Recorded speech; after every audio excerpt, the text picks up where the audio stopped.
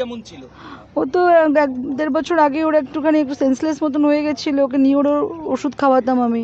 আচ্ছা, তো ওষুধগুলো ঠিকঠাক খাচ্ছিল না কিছুদিন ধরে। একটু মনে হয় মনে মুখে বলতো না, মনে মনে একটা স্বপ্ন ছিল আমার সঙ্গে থাকবে। তো আমি বললাম যে দাঁড়া, আমি নিয়ে আসবো খুব শিগগিরই। বলছে কি তোমার তো ঘর করবে, তারপর আমি বলছি না না, তার আগেই তো ঘর করতে, তুই আসবি তারপরেই ঘর করবো, রুম পরে হবে, তুই আগে থাকতে শুরু করে দিবি। তো খুব আনন্দে ছিল, একসাথে থাকবো।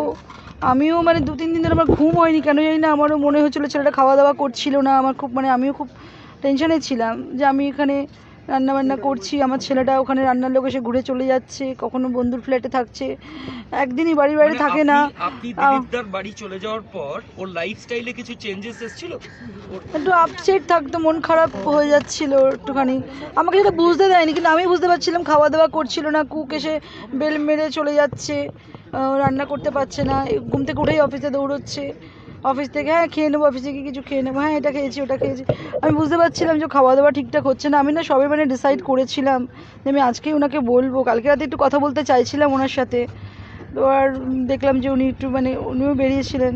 তারপর কি বলবেন, মানে কি? আমি এটাই ভেবেছিলাম ওনাকে আজকেই বলতাম আমি, যে দেখো আমি ছেলেকে আমি এখানে নিয়ে আসবো, নাহলে আমাকে ছেলের সঙ্গে থাকতে হবে, নাহলে ছেলেকে এখানে নিয়ে আসতে হবে। ওর